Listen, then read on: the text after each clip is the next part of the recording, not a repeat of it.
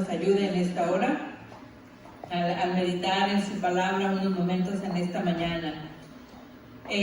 La resurrección y la vida de Jesús. La lección va a estar basada en varios pasajes. Ahorita vamos a ir mencionando algunos de ellos para irlos buscando conforme vayamos acercándonos a ellos.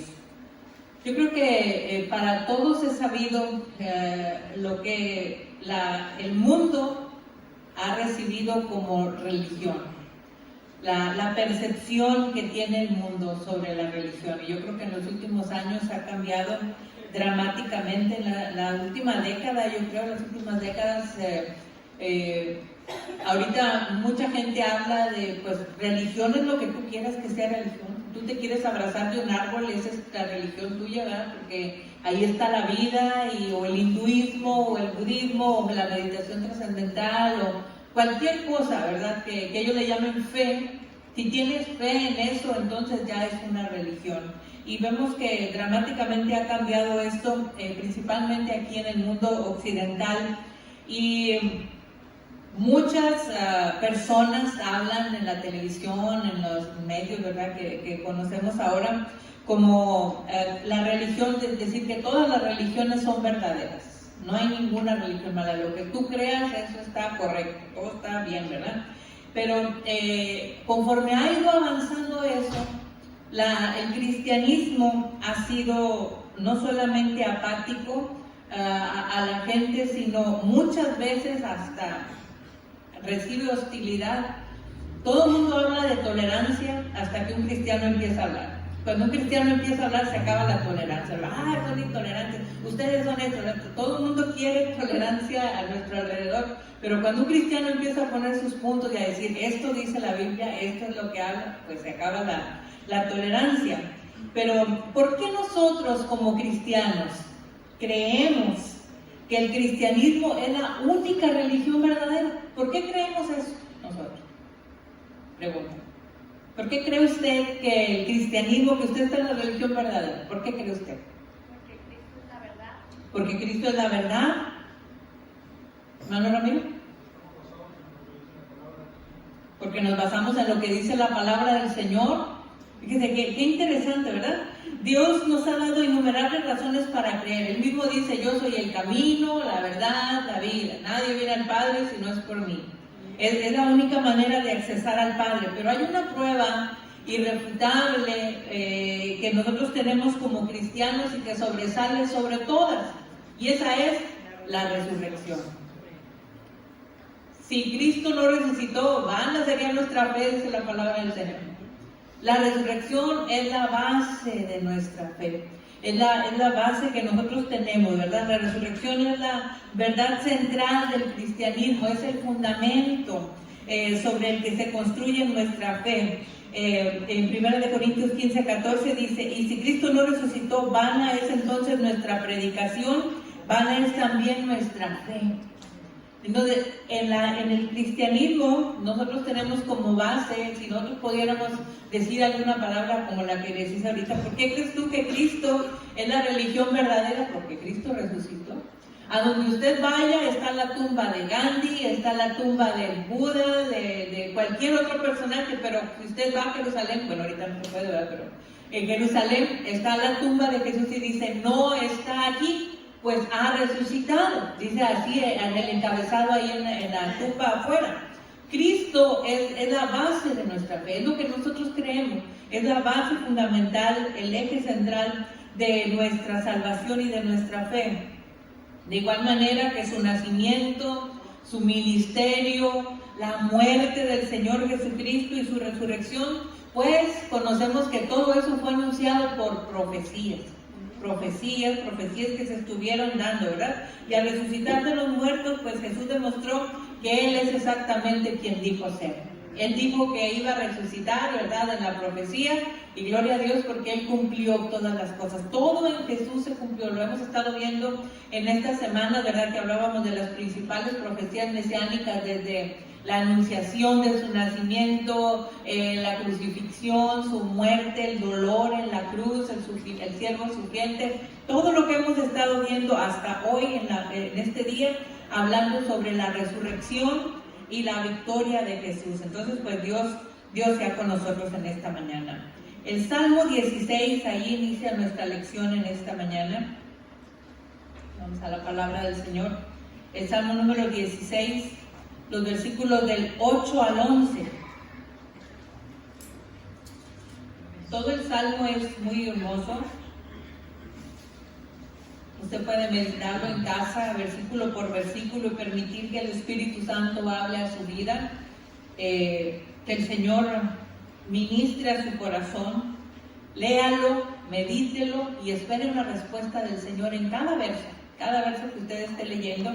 Pero a partir del versículo 8 al 11, ahí es donde inicia nuestra lección en esta mañana, donde habla de resucitó de los muertos, rescatado de la tumba, dice la palabra del Señor. El versículo número 8 al 11 del Salmo 16 dice: a Jehová he puesto siempre delante de mí, porque está a mi diestra, no seré conmovido. Se alegró por tanto mi corazón y se gozó mi alma. Mi carne también reposará confiadamente, porque no dejarás mi alma en el Seol, ni permitirás que tu santo vea corrupción. Aleluya, hablando de la resurrección, ¿verdad? En el libro de Primera de Corintios, mire, vamos a la Biblia, ahí, mantenga el Salmo 16 ahí marcado, pero vamos a la Biblia, Primera de Corintios, capítulo 15, el versículo número 26. ¿Lo tiene? Primera de Corintios 15, 26 dice: el postrer enemigo que será destruido es la muerte, dice la palabra del Señor, ¿verdad? Es lo que estamos leyendo aquí, Primera de Corintios 15, 26. Si se fijó lo que leímos hace unos momentos acá, habla en el Salmo 16, manténgalo ahí abierto, también Primera de Corintios, no lo cierre porque vamos a ir a otros versos ahorita ahí. Dice la palabra: mi carne reposa confiadamente, el versículo 10, no dejarás mi alma en el Seol, no permitirás que tu santo vea corrupción.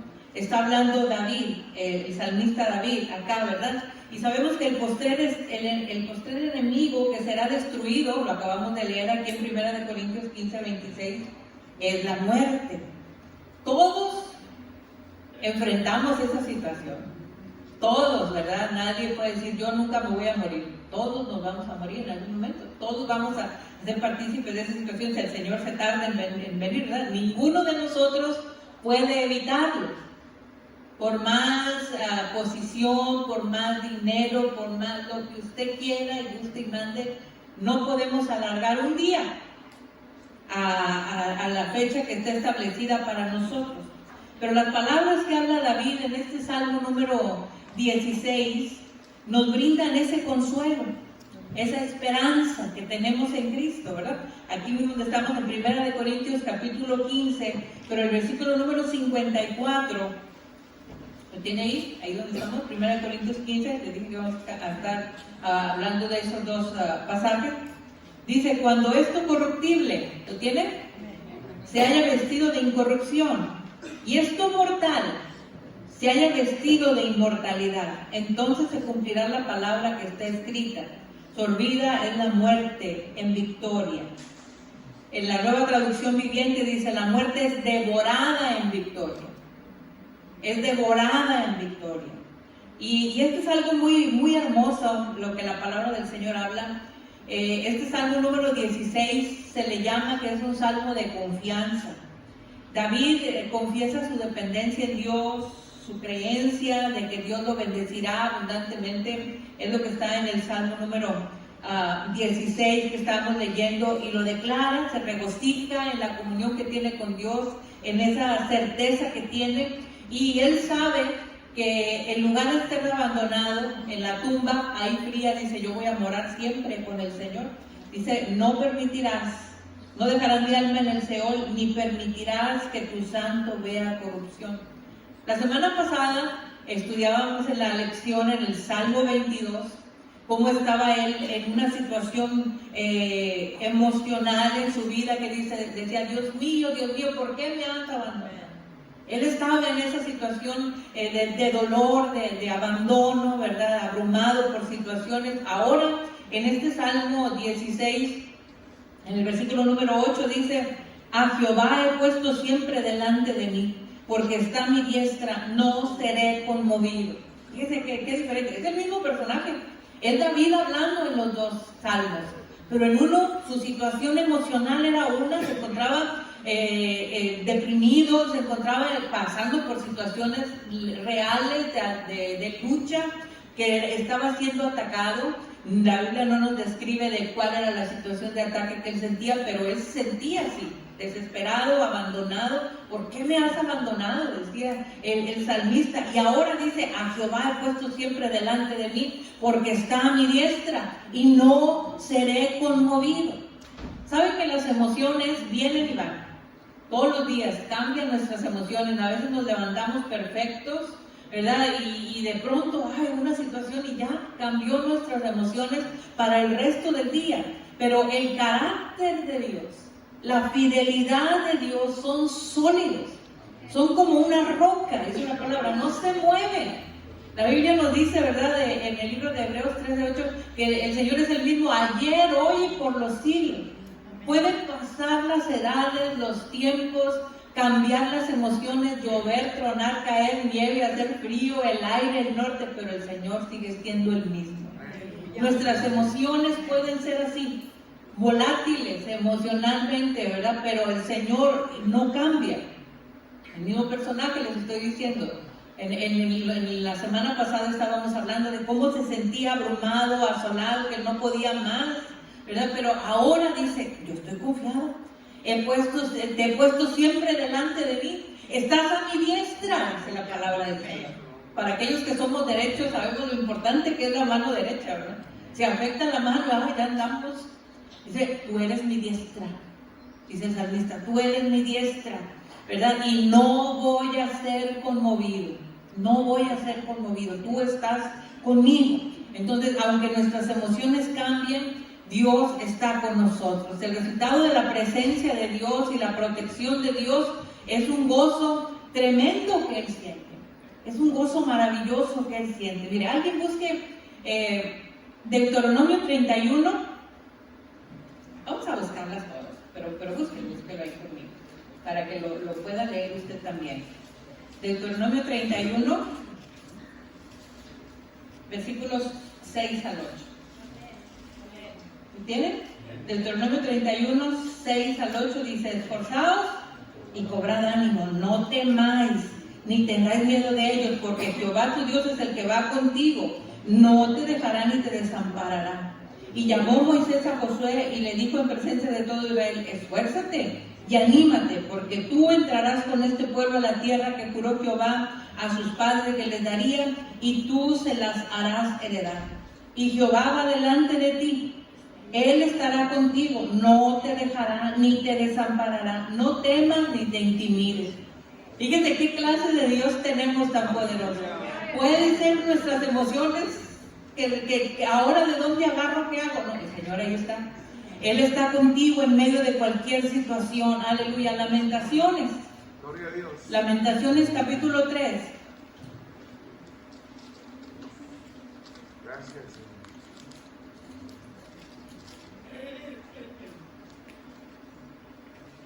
Dice Jeremías, Lamentaciones. Se me perdió. Lamentaciones capítulo 3, versículo 22.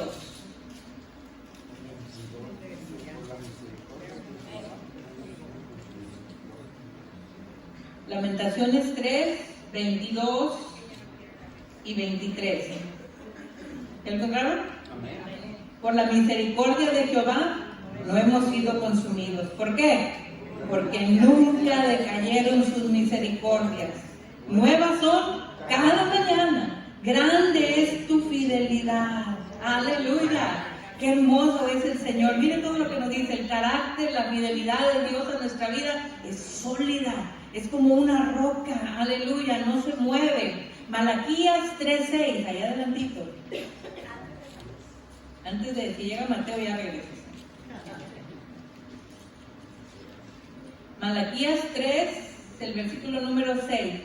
Fíjense aquí, nomás lo que dice el Señor aquí. Porque yo, Jehová, ¿ya lo encontró? No cambio. Por esto los hijos de Jacob no habían sido consumidos. No habían sido consumidos. Qué hermoso. El salmista lo decía ya, ¿verdad? Por tu misericordia no hemos sido consumidos. Gloria a Dios. Porque yo, Jehová, no cambio. Dice la palabra del Señor. El versículo que citaba ahorita ahí en Hebreos 13:8. ¿Alguien lo encuentra? Es el que ya cité ahorita.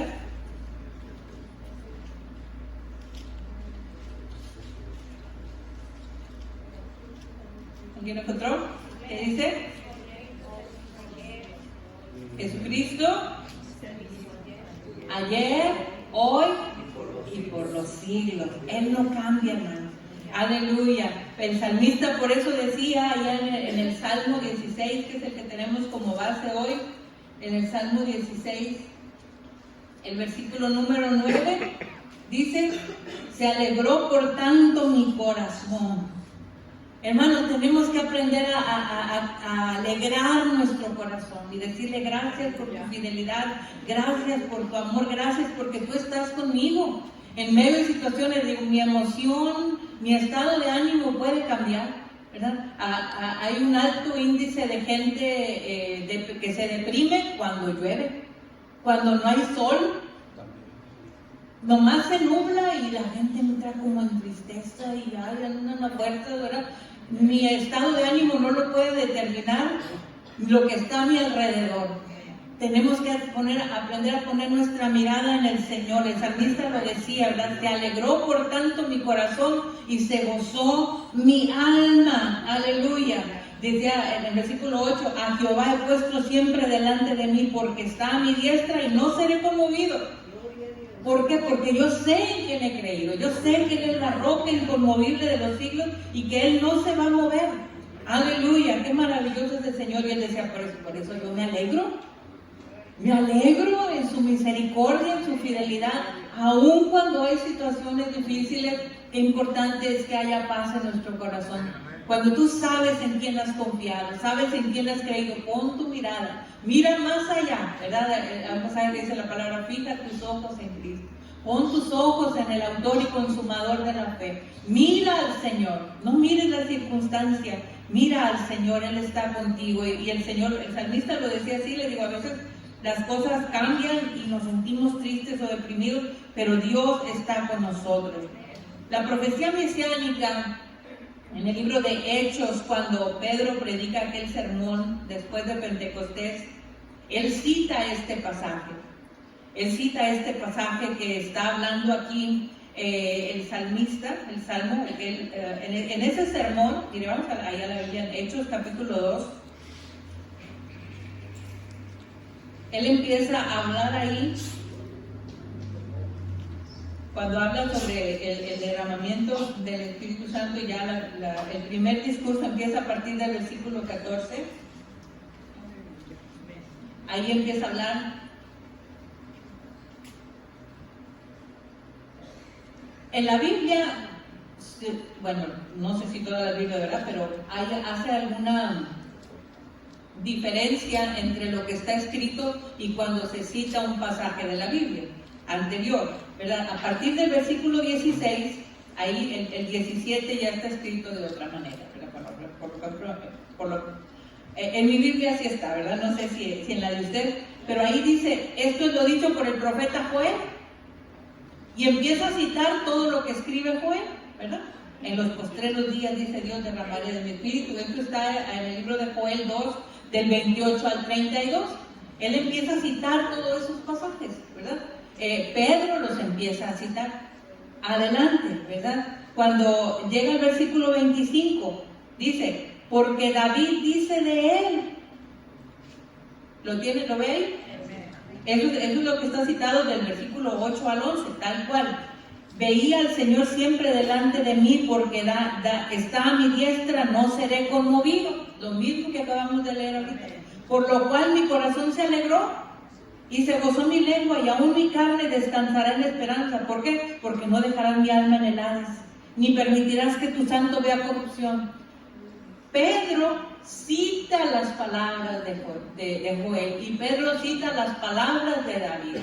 Lo que estaba escrito, él lo cita. Y esa profecía mesiánica es confirmada por Pedro ahí en el libro de Hechos, y habla de esa situación tan hermosa, ¿verdad? Que dice que seguramente había terminado en el Seol, me habría perdido, me habría terminado ahí en ese lugar de muerte, pero David se da cuenta que hay esperanza, aleluya, y que algún día Dios ofrecería a los mortales ese consuelo, ese gozo de estar en su presencia por toda la eternidad, aleluya. Dice, me mostrarás la senda de la vida, en tu presencia hay plenitud de gozo y delicias a tu diestra. ¿Cuándo? Para siempre, dice la palabra del Señor. Delicias a tu diestra para siempre, dice la palabra del Señor en esta hora. ¿Cómo podemos nosotros definir en esta mañana donde dice, hay plenitud de gozo? ¿Qué significa plenitud de gozo? En tu presencia hay plenitud de gozo, dice la palabra. ¿Qué es plenitud de gozo? Un llenado, ser llenos, pleno. Cuando uno está pleno es que ya no cabe nada más, está pleno. Pero en el contexto, en tu presencia hay plenitud de gozo. ¿En Él estamos contentos? Que más o menos que lo digo para que lo escuchen los hermanos, lo repito por eso. Cuando el Señor nos llena con su espíritu. Cuando el Señor nos llena con su espíritu, estamos plenos. Dice la palabra, me mostrarás la senda de la vida, en tu presencia hay plenitud de gozo y delicias a tu diestra para siempre. Fíjese, tenemos que meditar en esto, en la presencia del Señor. Cuando venimos a Cristo, tenemos que llenarnos de su gozo, entenderlo de esta manera, hay plenitud. Cuando estoy pleno en el Señor, estoy lleno. Hay gozo en mi corazón, hay paz, hay tranquilidad. Qué hermoso es que pedirle al Señor que esta mañana Él venga a llenarnos, ¿verdad?, de su presencia, de esta manera, a ser plenos en Él. Y no, siempre tendemos ¿verdad?, a no reconocer la magnitud de la bendición que tenemos en Cristo. Que Dios nos llene. Yo creo que cuando tú entiendes estas palabras, fíjese, déjenme ejemplificarles de esto y ahorita leemos otra vez del 8 al 11. Las palabras de este salmo pueden ayudarnos a guiar nuestras oraciones en tiempos de crisis. Cuando estés pasando por momentos de dificultad, léelo otra vez, el versículo 8. A Jehová he puesto siempre delante de mí. Cuando estás pasando por momentos de crisis, a Jehová he puesto siempre delante de mí. Porque está a mi diestra y yo no voy a ser conmovido.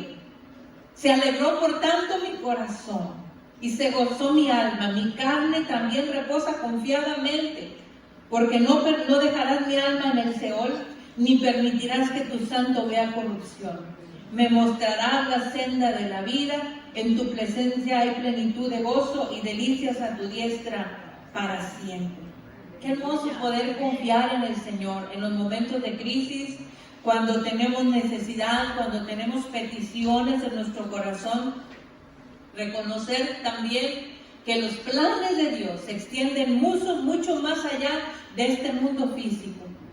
Los planes del Señor son maravillosos, ¿verdad?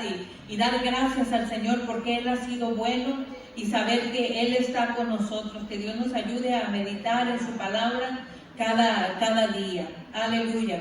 En el libro de Hechos, ahí donde estamos, en los versículos 22 al 32, ya leíamos ahorita una parte cuando es citada.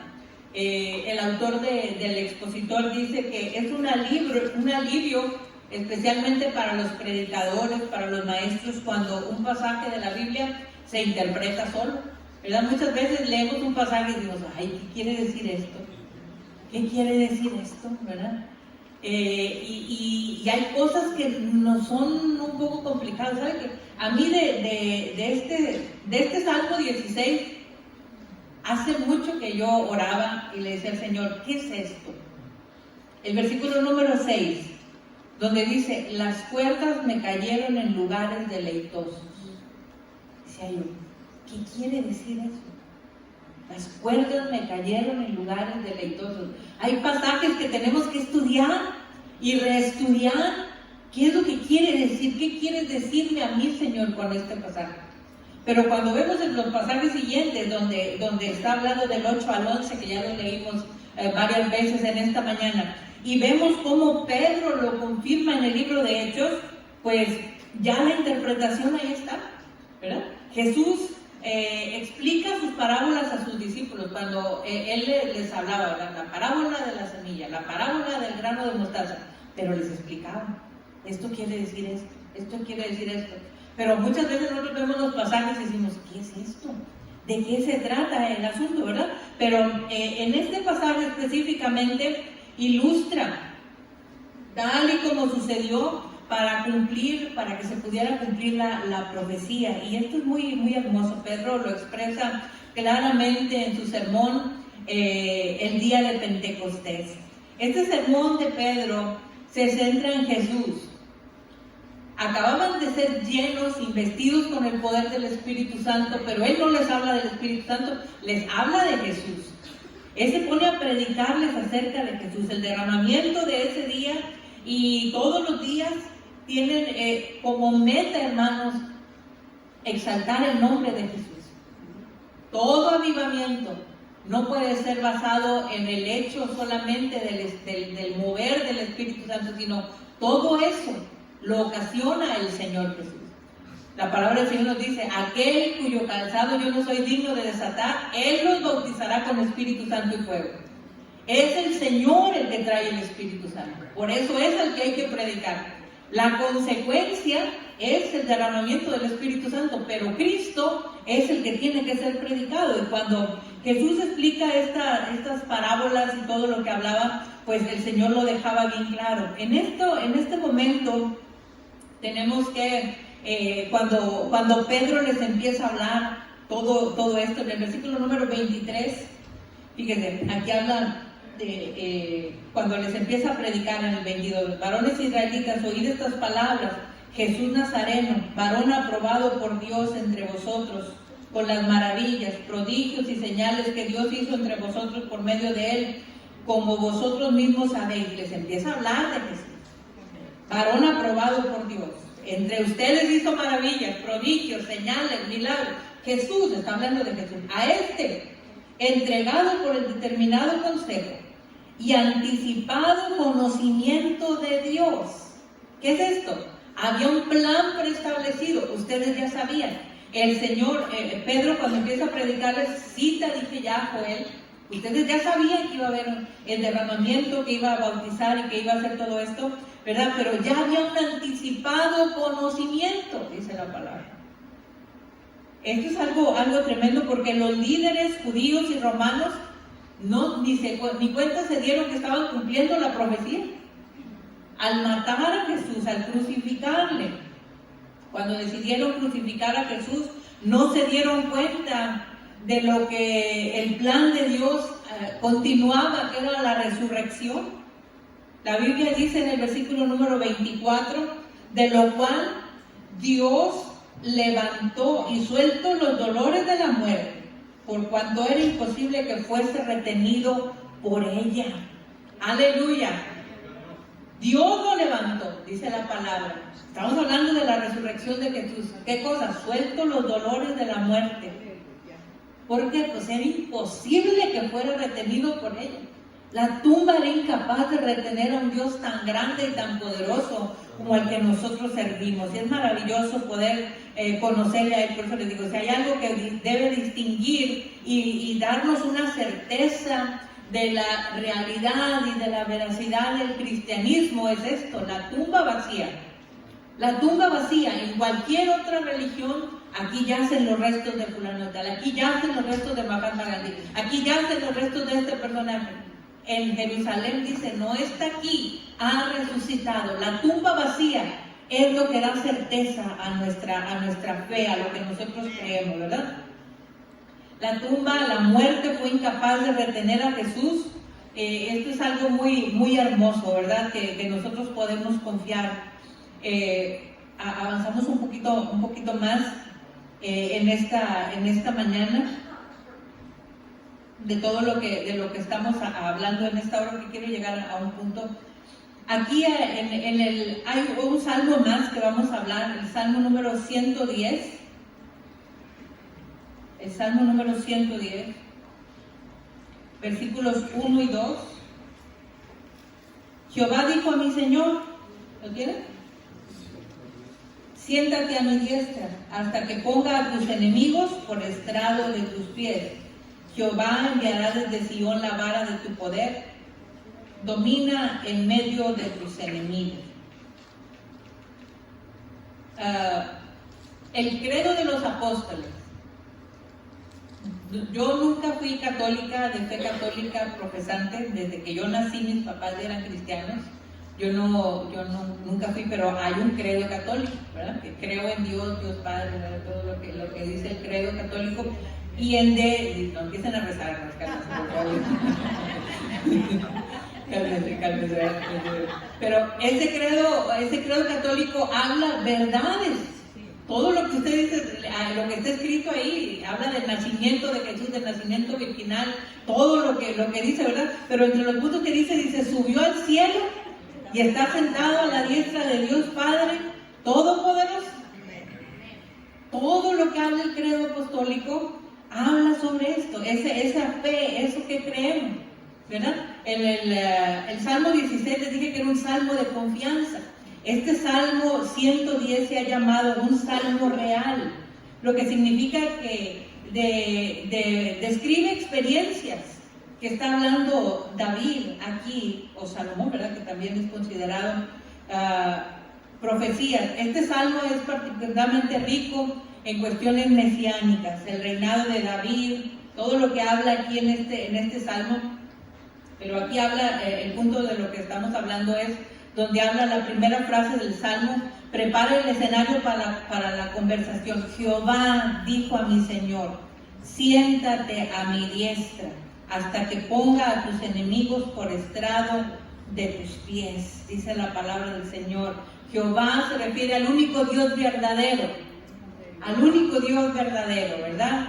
Mientras que cuando dice mi Señor se refiere al Mesías como rey de David. Aleluya. Y esto es algo es un poco extenso la situación, pero quiero llegar a un punto de lo que habla la palabra del Señor en esta hora. En el libro de Marcos, capítulo 16, versículo 19, ahí está la confirmación de esto. Marcos 16, el versículo 19. Y el Señor después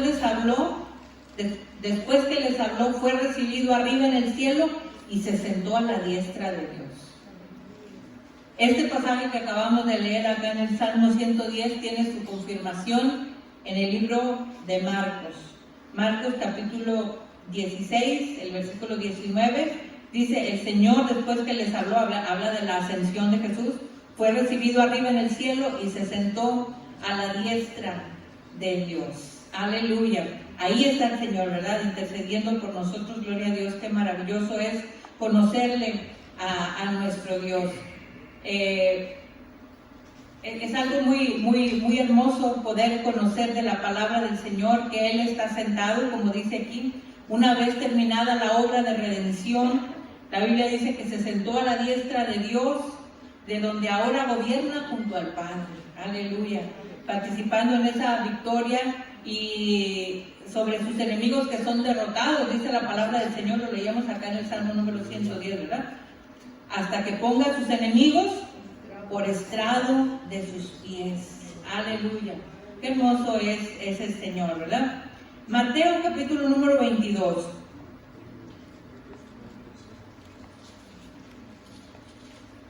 Mateo 22. Versículo 41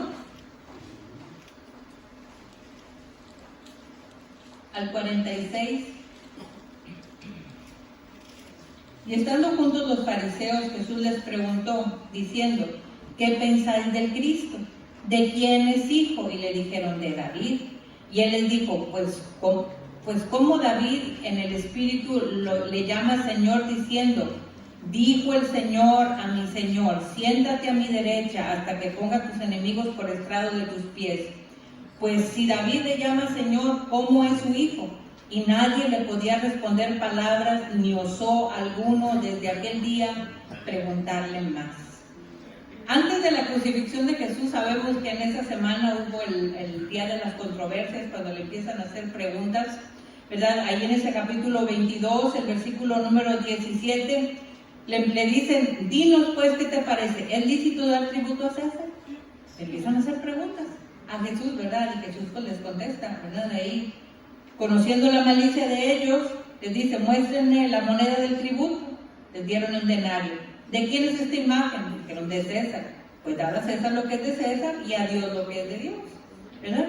Les dice, en el versículo número 28, les dice, ahí le hacen una historia sobre una mujer que se casó, que se murió su esposo, y después dice que, en el versículo 24, ¿verdad? Si alguno muriere sin hijo, su hermano se casará con su mujer y levantará descendencia a su hermano. Hubo pues entre nosotros 7 hermanos. El primero se casó y murió, no teniendo descendencia, dejó a su mujer con su hermano. De la misma manera también el segundo y el tercero hasta el séptimo. Y después de todos murió también la mujer. En la resurrección le preguntan ellos, ¿verdad? Los fariseos, ¿de cuál de los 7 será ella mujer? Ya que todos la tuvieron. 29. Entonces Jesús le dijo, erráis ignorando las escrituras y el poder de Dios, porque en la resurrección ni se casarán, ni se darán en casamiento, sino serán como los ángeles de Dios en el cielo. Pero respecto a la resurrección de los muertos, ¿no habéis leído lo que fue dicho por Dios cuando dijo, yo soy el Dios de Abraham, el Dios de Isaac, el Dios de Jacob? Dios no es Dios de muertos, sino de vivos. Oyendo esto la gente dice, se admiraba de la doctrina, de lo que hablaba. Y le hacen una pregunta más, ¿verdad? Sobre el gran mandamiento en el versículo número 36. ¿Cuál es el grande mandamiento de la ley? Jesús le dijo, amarás al Señor tu Dios con todo tu corazón, con toda tu alma, con toda tu mente. Este es el primer y grande mandamiento, y el segundo semejante a este, ama a tu prójimo como a ti mismo. De estos 2 mandamientos depende toda la ley y los profetas. Pero Jesús le dijo, ya que andamos con las preguntas, me están preguntando a mí. Bueno, ahí les va una pregunta. ¿Qué pensáis de Cristo? Le dice el Señor. Ya que estaban ahí juntos los fariseos, el Señor les hace una pregunta nomás, que cita este pasaje que acabamos de leer, ¿verdad? El Salmo número 110. ¿Qué pensáis de Cristo? ¿De quién es hijo? Le dijeron, de David. Él les dijo, pues como David en el Espíritu le llama Señor, diciendo, ¿verdad? El pasaje que acabamos de leer, y dice, nadie le podía responder palabra. Ya se quedaron bien calladitos, ¿eh? Ni osó alguno desde aquel día preguntarle nada. No sea que nos vaya a hacer una pregunta que nos meta a nosotros mismos en problemas, porque estaban a punto de negar la deidad de Dios, ¿verdad? Las preguntas de Jesús son atemporales y todavía debemos preguntarnos nosotros qué pensamos del Mesías. ¿Qué piensas tú de Jesús? ¿Sabe que el nacimiento de Jesús les trajo muchas preguntas a las personas? Muchas preguntas. ¿Cómo iban a nacer en un pesebre humilde, apestoso ahí? ¿El rey de los judíos? Lo pensaban de otra manera. Ellos pensaban que iba a venir como un guerrero a ayudarlos, a rescatarlos. Jesús les trajo muchas dudas. Y muchas veces nosotros tenemos ideas preconcebidas de quién es Jesús y qué tiene que hacer por mí. ¿Qué es lo que Él debe hacer por mí? Jesús es un Dios de toda autoridad. Y tenemos que entender que Él está a cargo de nuestra vida. Si tuviéramos que recopilar pruebas, hay una Biblia, de hecho, no sé si se hizo una película, pero le llamaron el caso de Cristo, algo así, el caso de Cristo, o el caso de la cruz, no me acuerdo bien cómo era, ¿verdad? Pero hay una versión, una revisión bíblica que se llama así, y empiezan a recaudar pruebas históricas, geográficas, y a respaldar esa Biblia. Pero si tuviéramos esta mañana que recopilar pruebas de evidencias personales, cómo ha cambiado nuestra vida, si diéramos una evidencia personal en esta mañana, ¿cómo ha cambiado Jesús tu vida? Hermano Fernando, ¿cómo ha cambiado Jesús su vida? Deme una prueba para yo creerle que de verdad Cristo es su Salvador. ¿Cómo cambió su vida? Bueno, una de las pruebas es cambió mi forma de vivir, ¿no? De las cosas que hacía antes, se ha visto un cambio en mi vida. ¿En qué sentido? Pues bueno, pues primeramente Dios me libertó a mí de unos vicios que tenía yo. ¿Vicios? Y eso fue para mí, es un testimonio. Amén. Dios obró en mi vida. Gloria a Dios. Hay un cambio en nuestra vida. Jesús ha cambiado mi vida. Eso es una evidencia personal. Yo puedo hablar y compartir con las personas como recopilar información y decir, ¿sabe que cuando usted le habla a alguien de Cristo, tiene que ir acompañado? No nomás con palabras, sino mira, hey, yo era así. Y Dios me cambió. Dios transformó mi vida. Tiene que haber una evidencia. Por eso es muy importante tener herramientas cuando le hablamos a alguien de Jesús. ¿Cómo ha cambiado Jesús mi vida? ¿Qué ha hecho el Señor por mí? Una evidencia personal. Aleluya. Hermana Mayra, ¿cómo cambió Jesús su vida? Me enfrentó al error que yo tenía, me mostró una vida diferente, una oportunidad nueva y que yo valía. Y encontré mi identidad que estaba perdida, la encontré en Cristo. Amén, gloria a Dios. Fíjate, en casos específicos, acá el hermano Fernando decía ahorita, el Señor me libró de vicios, el Señor me sacó de adicciones. La hermana dice, mi identidad estaba perdida, ¿verdad? Y conozco el testimonio de la hermana y ella lo ha compartido también aquí en algunas oportunidades de ese desapego que tuvo de su papá, ¿verdad? Que no conoció a su papá como tal, esa relación cercana, y yo necesitaba. Y anduve buscando por muchos lugares el amor, en 1000 cosas, en brujería, en muchísimas cosas estuvo perdida. Y eso es lo que tiene que ser evidencia.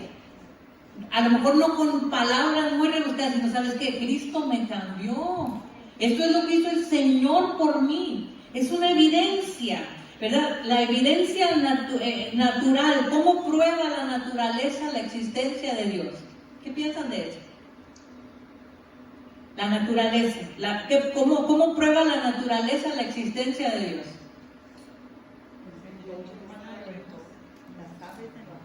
En las aves, en las flores, en el agua, en el aire, todo ves la presencia. el agua, el aire, el frío. Oiga, ¿cómo están los incendios allá en California? Que están diciendo que llueva, sacando agua de las albercas, de cualquier lugar que encuentren para que se apague eso. Dios es un Dios poderoso, hermano. Él es el que manda la lluvia y el que la seca también. Y el viento soplando, y avivando esa situación. Necesitamos volvernos al Señor. Necesitamos orar. La naturaleza demuestra la existencia de Dios. Aquellos que yo nunca he ido al ¿cómo se llama ese? El Gran Cañón, aquí en Estados Unidos. Dice que es una experiencia poderosa estar ahí, ¿verdad? La magnitud de lo que es ese lugar. Fuimos mi esposo y yo con los muchachos a las cataratas del Niágara. Cuando uno ve esa caída poderosa, no tienes otra cosa que decir, oye, Señor, es tu mano, el poder de las muchas aguas, dice la palabra del Señor.